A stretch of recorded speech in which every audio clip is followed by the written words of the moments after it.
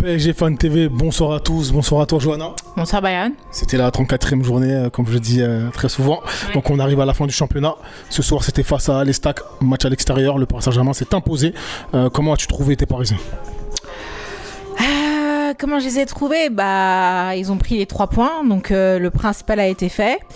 Mais j'en reste un petit peu déçue parce qu'une fois de plus on s'est pris un but, donc on aurait pu faire un clean sheet, mais apparemment c'est pas trop dans l'ADN des Parisiens en ce moment en fait.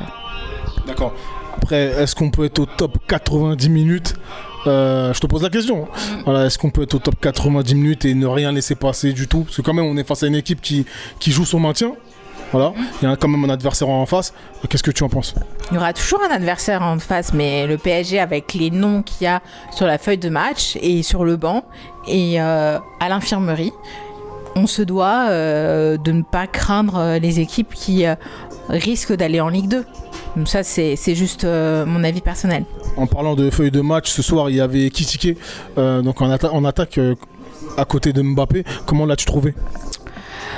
Malheureusement, ce joueur, le faire venir au Paris Saint-Germain, je trouve que ça n'a pas forcément été une très bonne idée. Enfin, c'est mon avis. Peut-être que c'était trop tôt.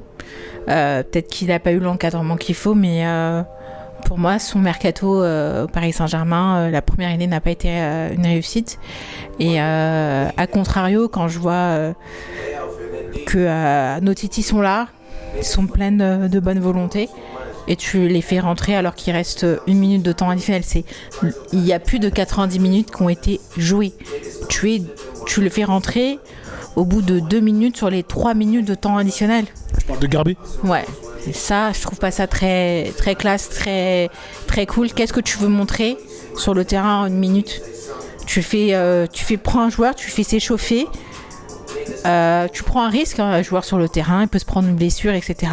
Le temps qu'il rentre dans son match, t'as plus de risque de blessure quand tu fais venir un joueur au bout d'1 minute comme ça, qui a la pression de dire faut que je montre quelque chose pour pouvoir avoir plus de minutes.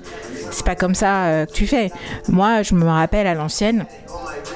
Quand Cristiano Ronaldo il débutait justement avec le Portugal ou avec Manchester United, on sortait petit alors qu'il restait 15 minutes de jeu pour laisser le temps à Cristiano de faire ses marques et regarder ce qu'il est devenu maintenant.